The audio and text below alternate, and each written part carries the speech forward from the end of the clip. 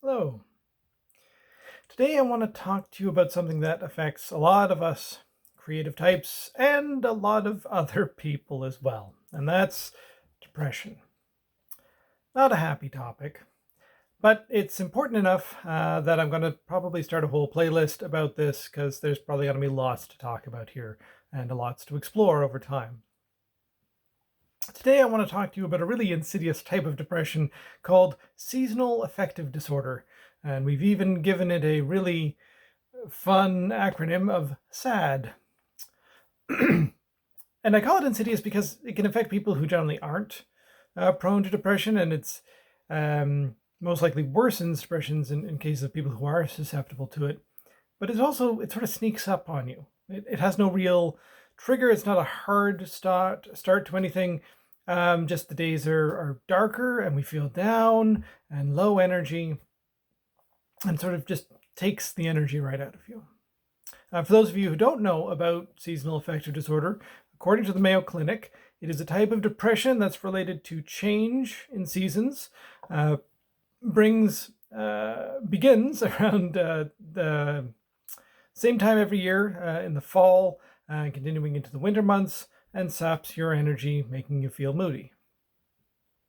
Not pleasant, really, but also not extreme, which is why a lot of people don't necessarily know that they're feeling it. They just sort of feel down, low energy, and think, well, it's, winter months and it doesn't mean anything. But I did want to talk about this. And the reason I wanted to talk about this is because, perhaps because of the pandemic or the state of the world right now, but SAD has been hitting me particularly hard this year. I've struggled with depression in the past, usually mild to moderate, and I'm usually self-aware enough to recognize it and start to take care of myself and sort of deal with it on my own. But this year, it sort of snuck up on me. Took a very heartfelt online letter from a friend of mine talking about seasonal affective disorder to make me realize that that's kind of what I'd been feeling. Particularly for me, it's the low energy. It's the dragging feeling of just not being able to get things done. Now, I have my own issues around productivity and procrastination, and even though I've never had any trouble writing, if anything, that's something that helps bring me up out of depression. I was finding that this year that everything else on my to-do list was just really hard to find the time and energy to do. And once I realized that it was SAD that was affecting me, that's when my own internal struggle began. And the struggle was these two sides of getting things done and taking care of myself. Over the holiday break, this really sort of came out for me. I had a lot on my task list to get done, and admittedly, I have done a lot.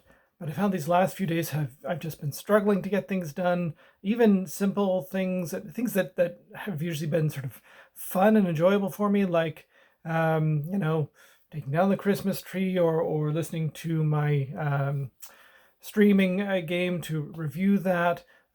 These little tasks I have no energy to do, and I don't want to do them. It's that I have a case of the I don't want us. And for me, when I start to slow down and be less productive, I have my own little gremlin in my head around procrastination that kicks in, and that doesn't really help the situation. So I have to keep reminding myself that this isn't me. This is the SAD. And I need to take care of myself accordingly. And I wanted to share this with you just in case you weren't aware this was a thing, or maybe you were aware but didn't think it was affecting you. But if you're finding that in these winter months, and maybe particularly this year specifically, now that we're in the shorter, darker days, it's just harder to get things done. It's harder to find the energy to do what you need to do. Then perhaps this is something that might be affecting you.